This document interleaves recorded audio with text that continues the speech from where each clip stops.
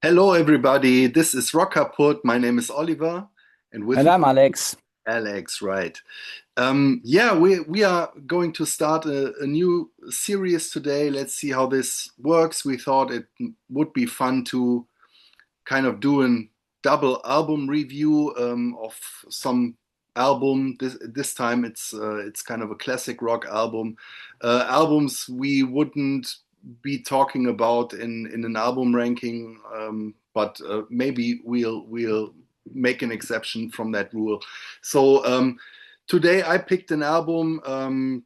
I thought it's an album that Alex probably doesn't know or doesn't know too well. And we won't probably be talking about this band on this channel because an album ranking doesn't make too much sense. We are talking about the debut album by Boston today. Came out in 1976 and was a huge seller in worldwide.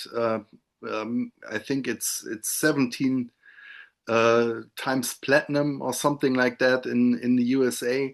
So sold gazillion of albums, and yeah, it's one of the best-selling debut albums of all time.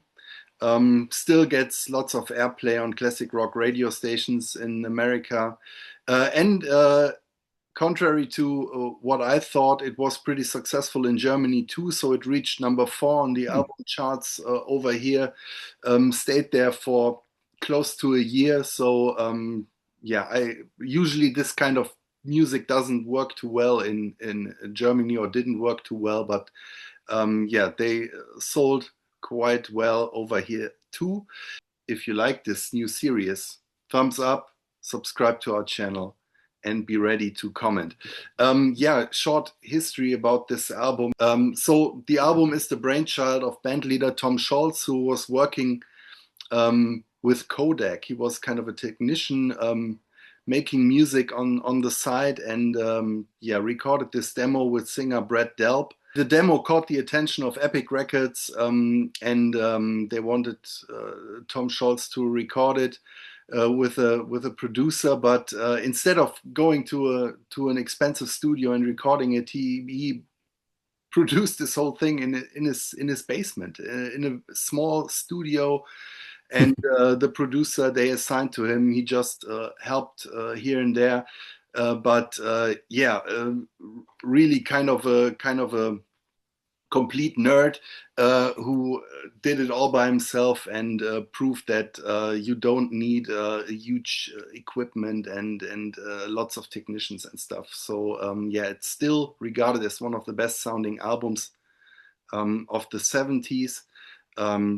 They released the sophomore album pretty fast after that one, I think 2 years later. It's called Don't Look Back. But then it took them ages for the next album because Tom Scholz was this perfectionist who was trying to make it sound the best. And so when the third album came out, it still worked pretty well, but it was kind of too late for this type of music. Yeah, but the first album is the one that everybody fondly remembers, especially in America. So we will be talking about that one. So, Alex, was I right that you didn't know it? No, I did not know it at all. I only knew, of course, their big hit More Than a Feeling. And I know that it is appreciated for its production. But otherwise, everything was completely new to me. Okay. So, what's your takeaway? What's your first impression or verdict about the album before we Yeah. go into the Yeah. songs? I mean, if you follow the channel, this may not come as a surprise that this is not one of my, would not be one of my favorite bands. So, I mean, this is not a badly made album. It's quite the opposite, actually.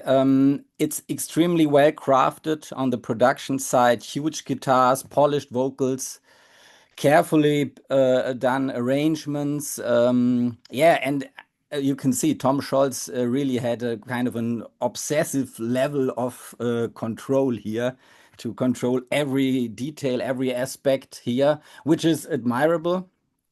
Um, yeah, but for me, this kind of control is exactly where kind of the problem starts. I Boston kind of to me is kind of on the opposite end of rock and roll of what I want to hear in rock and roll.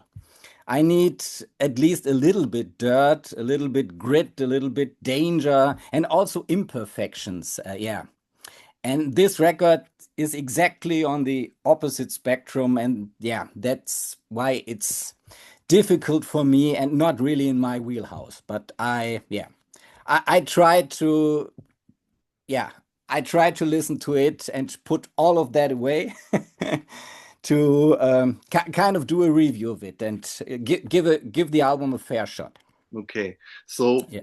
yeah, I didn't know the album too well. I think I listened a couple of times before because I have kind of a fascination for this type of North American 70s classic rock AOR style. Um, I love the cover artwork and that huge logo, very typical of the 70s. But when I listened to it, I also was kind of underwhelmed by it. I think it's an album that grows with you if you have a nostalgic attachment to it. So I guess I would Course. like it more when I had listened to it when I was younger, um, because to me it's very old fashioned. I'm missing the huge melodies and hooks. It's pretty simple. While uh, of course the arrangements are pretty complex. There's a Hammond organ in there, lots of effects, um, lots of harmonies. I mean, Brett Delp is an amazing singer. I don't like his voice too much, but he's pretty great. What he's doing, huge range. So there's a lot going on in these songs, but the base of the songs is pretty simple. There are these boogie rock type songs on there, um, and yeah, while it has this kind of pomp rocky feel bordering on progressive rock, yeah, the bass line is this simple boogie rock and roll stuff, and yeah, that's not really my style. And then it comes into play what you said. If you want to play this down and dirty boogie rock, it kind of doesn't work when it sounds this clean, right? Um, but yeah, let's get into the tracks. And yeah, the opener is probably the most famous song. Um, I guess the song that even people in Germany would know. It's more than a feeling. So what do you say about this song? Yeah, I mean, it has this, I think it's basically the Boston formula, I would say. It has this huge guitars, the huge vocals that are really so perfect that feels a little bit inhuman. How it's mixed and also the layers of vocals. I don't really know how it's done, but yeah, I think yeah, it's also done perfect. I think the human elements in rock and roll that are really that the imperfections are really they were really trying to put that away Yeah, in my opinion. Yeah, and this is where this syrupy feeling comes in. Everything is bright, clean, and optimistic, and I just really I don't connect with that much. Maybe as a radio listener, I can appreciate this song a little bit, but it's to really good rock music. I really connect, and I'm totally in it. I'm interested in the band, and I'm in for it. And with this kind of music, I think from they have a very different motivation to do music from all the rock and roll bands I love. And this is really something I cannot appreciate that much. Yeah, it's really a safe song, not dangerous, not subversive at all. They are not trying to be, of course. Um, yeah, it's not really my type of rock and roll. And I also have to add, this song doesn't sound like Smells Like Teen Spirit at all. The rhythmic pattern is a little bit similar, and the chords are totally different. I don't want to hear about this discussion anymore. I don't think these songs have so much in common. Yeah. Yeah, I've heard that for the first time when you mentioned it, and I don't hear it at all. Yeah. So yeah, yeah, it's Uh, I think yeah. yeah. I want to add something. Buzz Osborne from the Melvins once said, if you put more than a feeling, the kind of groove. I mean, the rhythmic pattern is a little bit is similar. And if you also use Godzilla from Blue Oyster Cult, and if you put those two songs a little bit together, you have Smells Like Teen Spirit. At first, I thought, what? But after listening to Godzilla again, I totally understand what he means. Okay, And it's really right. If you combine those songs, you kind of get Smells Like Teen Spirit. okay. But Yeah. continue. I have to listen to them simultaneously on different devices. Um, Yeah. yeah, I think I don't know how long I know this song, but I remember um, listening to it repeatedly because it was featured on the PlayStation game Guitar Hero, which I Ah, was obsessing over when it came out. So I played this song a lot. And today, I think I loved it back then because it has this 70s feel and all the things that you kind of criticized.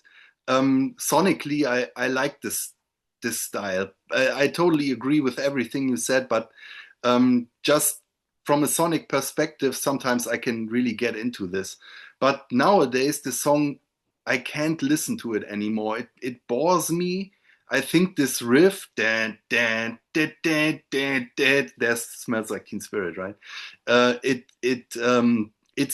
seems very simple the way it's arranged. This it's very choppy, and yeah, it's yeah, it to me today I have trouble getting through this song because I've listened to it so many times, and it's not that kind of song that where you discover anything after like listening to it for 10 times or then you listen to it 30 times and all of a sudden you hear something you didn't hear because it's all there, right?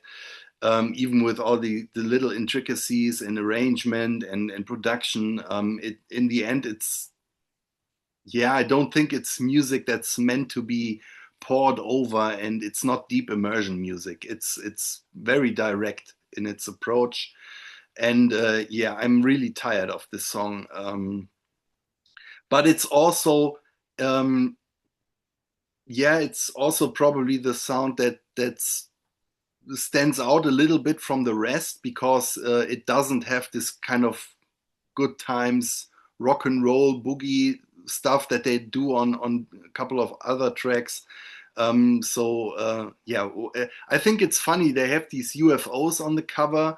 Um, uh, it looks like totally like a progressive rock cover, and you should think it's music from the future, but it's so off its time. It's absolutely not futuristic at all. I don't know. Production wise, it was probably in the 70s, but other than that, it's very mainstream rock, and yeah, and More Than a Feeling is kind of emblematic for that. I mean, it's so 70s. Yeah. Um, okay, so the next song would be A Peace of Mind.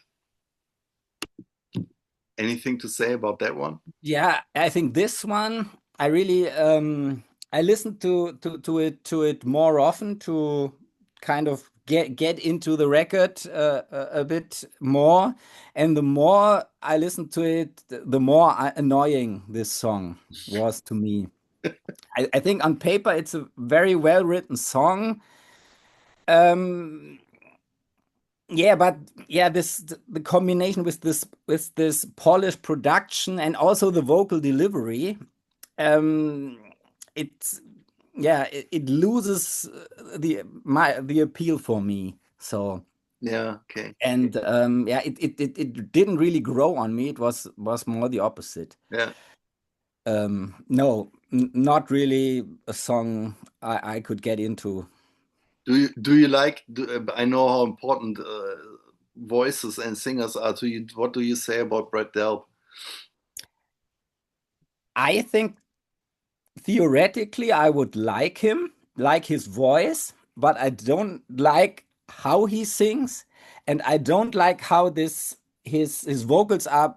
I don't know what they did with it, how they are processed to this kind of clean, almost inhuman, um, perfect voice with perfect pitch.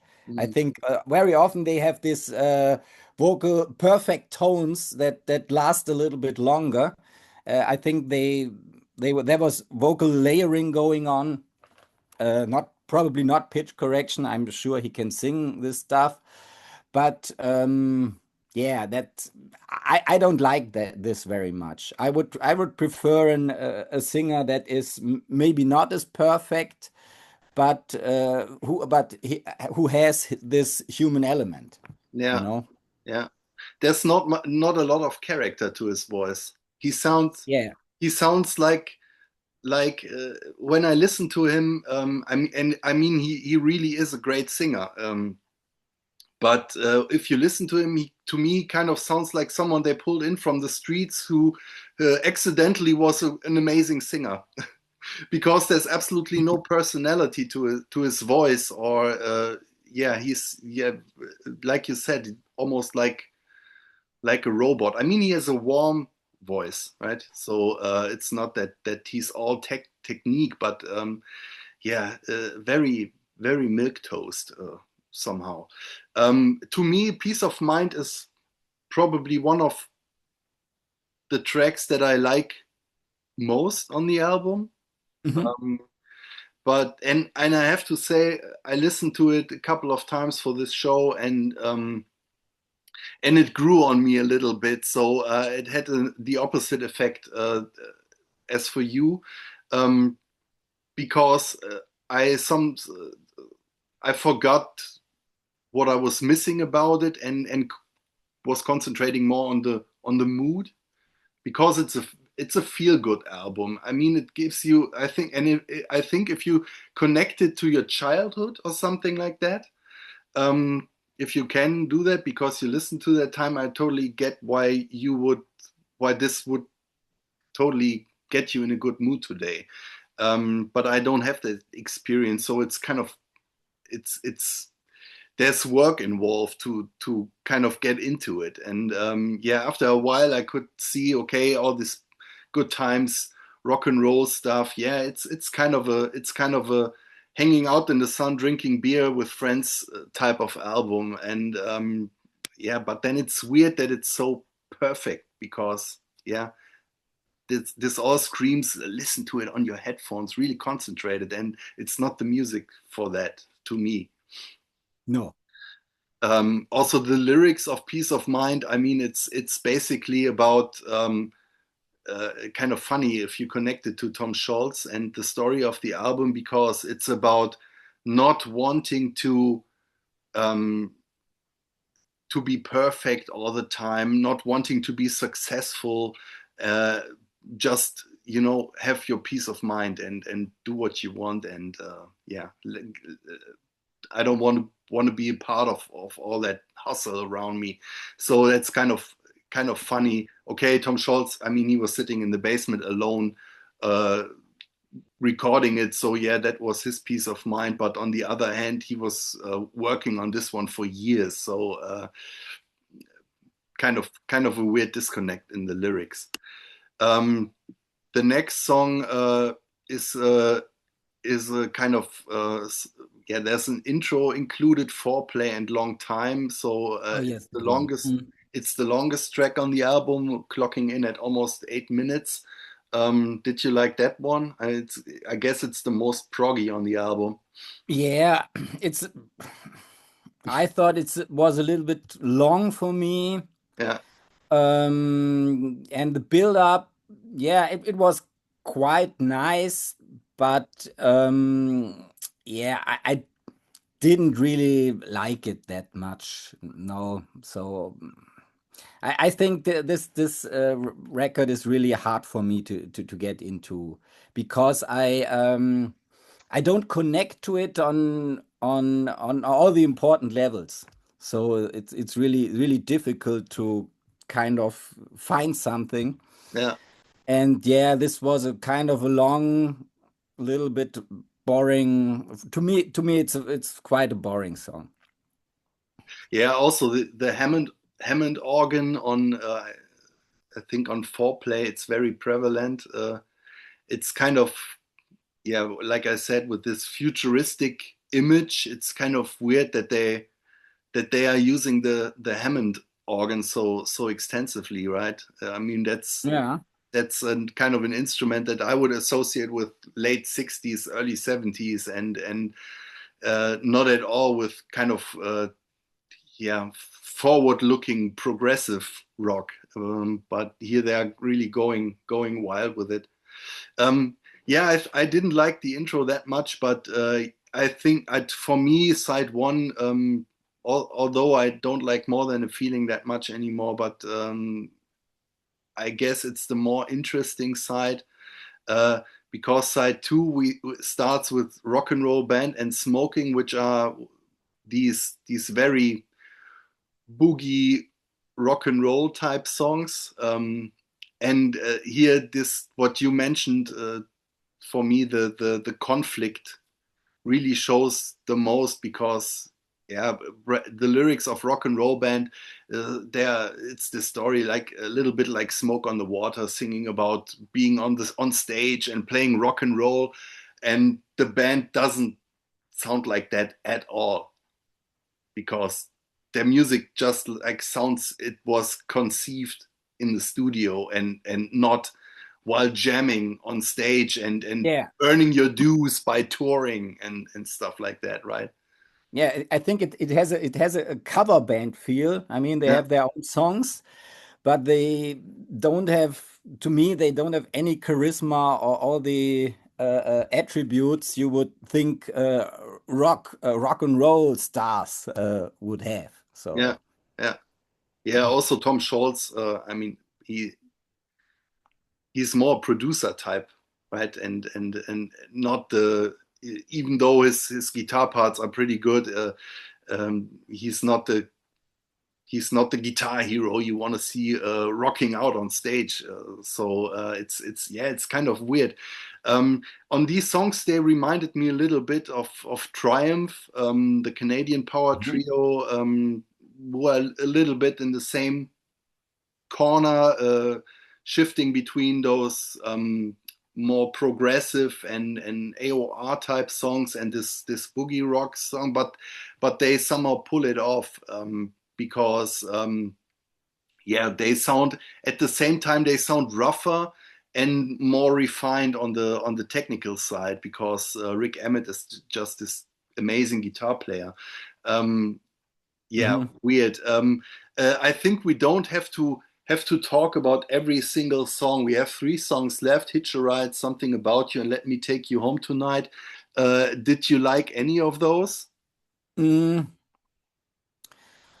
not really. I want to add something about smoking. That is probably the song that gets closest to something I can connect with. But I think in this kind of environment, it doesn't really work for me. I think all the time, if I wanted to listen to this kind of music, I would pick a different band. Yeah. I would listen to Humble Pie or something like that. Yeah. Yeah, yeah, And yeah, the dirt there is the dirt, all the grittiness is missing. Yeah. yeah, So for me, and I also, especially annoying to me is the song "Let Me Take You Home Tonight" when they repeat this chorus in the end over and over again. And the more the band insisting on this, the more I want to stop this track. That's really not climactic to me at all. It's just annoying. Yeah, I didn't like that one as well. I think Hitch a Ride and Something About You are okay. And I guess all these songs would work better taken out of the context of the album and listening to them, just for this one song. Because I think then it's more lively. You can appreciate the song in itself more. But yeah, like you said, this perfection on this album it's kind of tiring and leaden. It's yeah, like you said, this live feel is completely missing. That's so important for rock music um, and it's not, like I said before, it's not interesting enough musically to work like in progressive rock album where you would appreciate all this technical perfection, right? So yeah, very weird. So I guess this won't land in your Spotify downloads anytime soon. No, And unfortunately not. yeah, uh, okay. So I guess we said it all. Sorry to all you Boston fans out there. Um, I mean, if you like this record, good for you. It didn't really work for us. But yeah, maybe we'll try another album from this kind of era and genre in the future, and maybe this might work better. Um, yeah, if you like the show, give us your thumbs up and subscribe to our channel. And yeah, maybe you want to tell us what do you think about Boston and why is this an important album for you, or maybe you agree with us and don't like it at all. We would like to hear from you and discuss. So yeah, thank you for now. Stay true and yeah, return to our channel for the next video. Hope to see you soon. Bye bye. Bye.